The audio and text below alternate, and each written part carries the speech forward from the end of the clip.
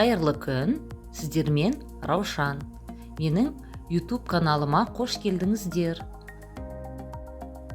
Менің каналыма жазылуды, видеоларымды соңына дейін көруді ұмытпаңыздар. Сіздермен бүгін табиғат аясында біздің ұлттық тағамымыз қуырдақ әзірлейміз. Қызып тұрған майға құйрық май, іш майды майдалап турап, әбден шыжғырып майы шыққанша қуырамыз. Қуырдақ көбінесе қойдың етінен әзірленеді. Бізде бүгін қойдың еті.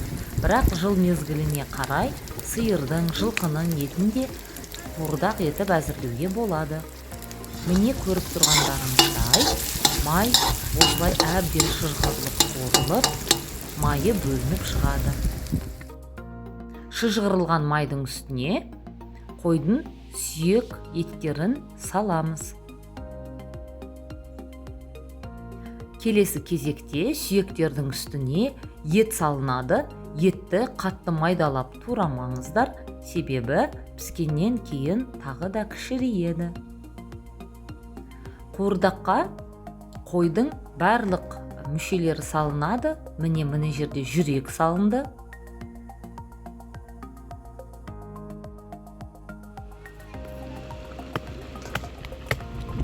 Енді келесі бүйрекпен орысша селезенка дейміз ғой, сол салынады. Яғни қойдың қандай мүшелері бар, барлығын осы қуырдаққа қосамыз. Келесі кезекте бізде ішек, қарын, мына жерде тоқ ішек, аш ішек, қарын, ұлтабар барлығы толық туралған. Қуырдақты ошаққа пісірген кезде отын қарауды ұмытпаңыздар. Ал енді суы тартылғанша әбден осылай отта қақпағын жаппай ұстаймыз. Менің каналыма жазылуды, қоңыраушаны басуды, видеоларды соңына дейін көруді ұмытпаңыздар. YouTube каналым Раушан Жанаханова. Жазылуды ұмытпаңыздар. Менің каналымнан әртүрлі тамақ рецепттерін таба аласыздар. Арасында осылай бір араластырамыз. Бетіндегі еттері де өзінің сорпасына тиіп жату керек.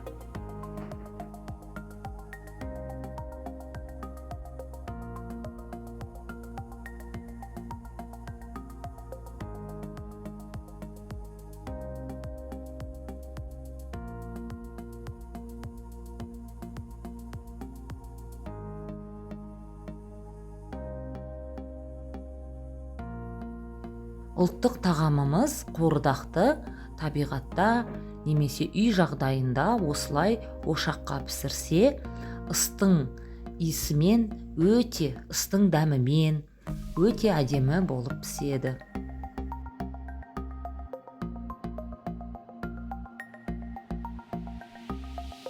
Қуырдақтың суы тартылғанын күтетіндігіміз, өз сорпасында піскен ет өте дәмді болады, және де суы тартылам дегенше ет те пісіп, өте жұмсақ болады.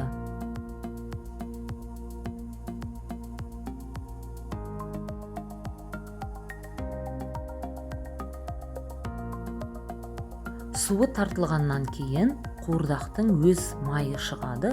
Сол майды ішкен адам негізінде иммунитеті жоғарылап, күзді күні келетін, яғни грипп сияқты аурулармен ауырмайды. Әсіресе кішкентай балаларға осы қуырдақтың майын ішкізген өте дұрыс. Бұл біздің атам қазақ заманынан келе жатқан бір емдік әдіс. Міне қуырдақтың суы әжептәуір тартылды. Енді тұз себеміз. Дәміне қарай себесіздер.